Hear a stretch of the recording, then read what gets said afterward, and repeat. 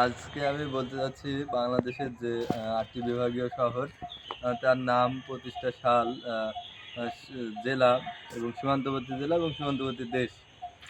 ১ম এ আমরা ঢাকা জেলা রয়েছে মোট আ ১৩টি জেলা রয়েছে। তো সীমান্তবর্তী জেলা একটি নেই। তার জন্য কোনো দেশেরও সংযোগ নেই। তার পরবর্তীতে চট্টগ্রাম জেলা রয়েছে, যে জেলাটি প্রতিষ্ঠিত হয়েছে ১৮২৯ সালে। যে জেলাটার ১১টি জেলা নিয়ে গঠিত এবং সীমান্তবর্তী জেলা রয়েছে ৮টি।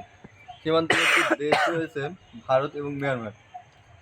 তারপরে তৃতীয়তে আমরা দেখতে পাই রাজশাহী জেলা ১৮২৯ সালে প্রতিষ্ঠিত হয়েছে, যার জেলা সংখ্যা রয়েছে মোট ৮টি এবং ভারতের সাথে রয়েছে ৪টি বা সীমান্তবর্তী জেলাও ৪টি।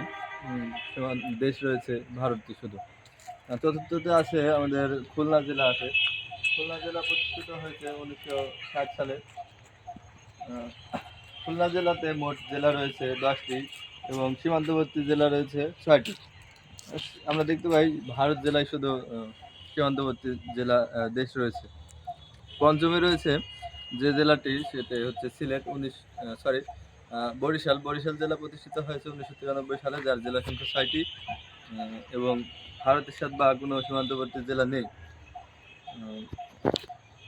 ষষ্ঠতে রয়েছে সিলেট জেলা, যার প্রতিষ্ঠিত হয়েছে ১৯৯৫ সালে, যেটার জেলা সংখ্যা রয়েছে ৪টি সীমান্তবর্তী জেলায় ভারতের সাথে।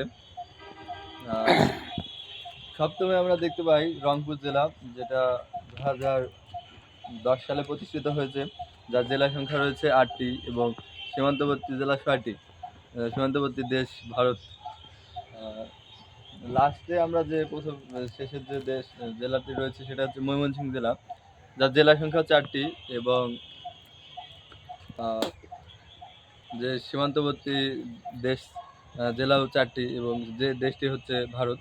তো এখান থেকে আমরা অনেকগুলো ইনফরমেশন জানতে পারি যে স্বাধীনতার পূর্বে আমাদের জেলা ছিল ৪টি। এই সমস্ত বিষয়ে অনেক জানা যায়। এগুলো মনে রাখলে অনেকগুলো প্রশ্নের অ্যান্সার দেওয়া যায় আরকি। এখান থেকে আমরা অ্যান্সার দিতে পারি স্বাধীনতার পূর্বে আমাদের জেলা কয়টি ছিল, বা স্বাধীনতার পরে ১৯৭১ সালের পরে যে জেলাটি গঠিত হয়েছে ওই জেলাটির নাম কি? ওই জেলাটির নাম হচ্ছে বরিশাল, ১৯৯৩ সালে যেটা গঠিত হয়। তো এইটুকুই।